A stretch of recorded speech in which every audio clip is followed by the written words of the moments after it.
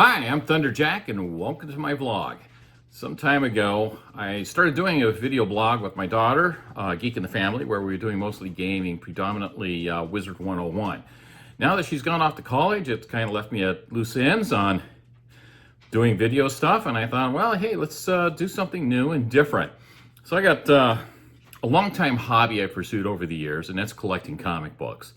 And so I'm going to be doing some stories, about comic books and also Hot Wheels. Now, thanks to my wife, she picked up some cool Batmobiles and a few others over the years for me.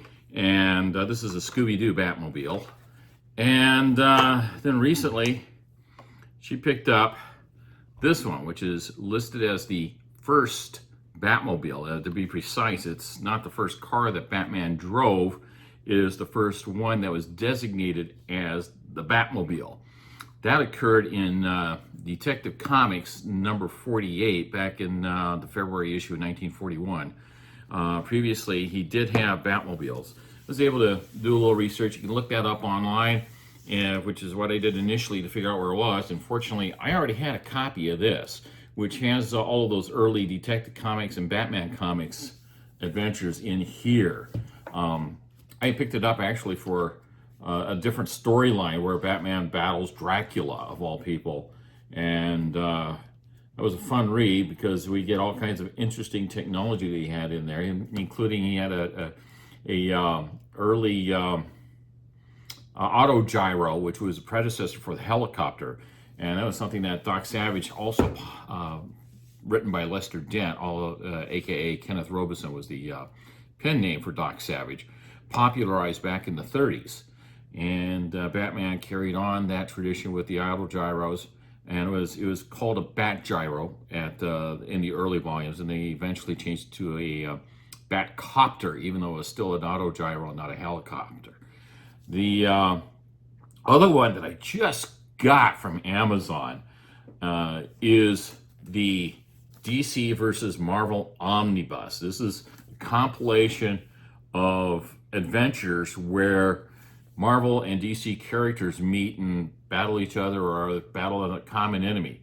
Now, I had a few of the originals from when I was a kid, including the first one, which is the Superman versus Spider-Man back in 1976, I think. And I have a copy of that packed away somewhere.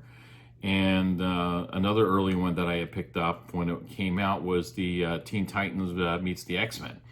And that's also in here. This is a huge volume. It's about 1,000 pages. It has introductions.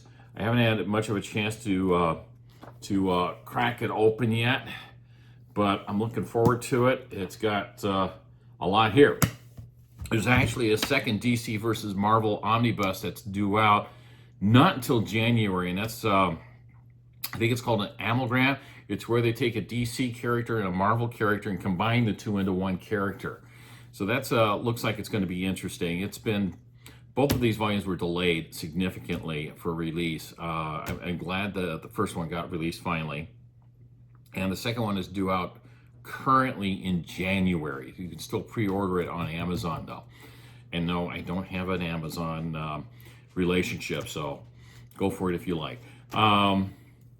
So that's what I'm going to be talking about mostly. Is going to be talking about comic books and Hot Wheels as time goes forward. And I'll set up some tracks for Hot Wheels, run some races from time to time, and talk more about comic books because there's a lot to explore. There's times when Hot Wheels and comic books collide, like with the Batmobile and Batman comics. There's also times where history interacts with comic books. For instance, there's a battle that took place in World War II that has been fictionalized twice that I know of, and the first time was in GI Combat from DC Comics around 1973, I think, and the second time was in a novel by W.E. Griffin. We'll talk about those another time in the future, and I think that's going to be a wrap for this intro to my new vlog. If you like what you see, hang out, come on by, hit subscribe, and there'll be videos coming up in the future, and we'll see you next time. Thanks for watching.